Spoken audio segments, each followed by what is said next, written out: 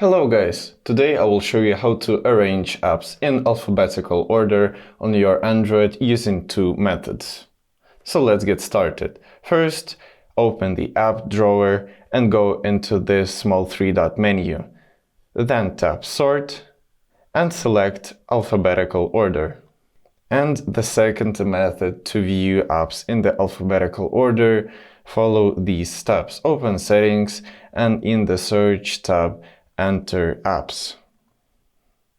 Go into it, and in this section apps are usually displayed in the alphabetical order, so you can manage the apps here, delete or change their settings.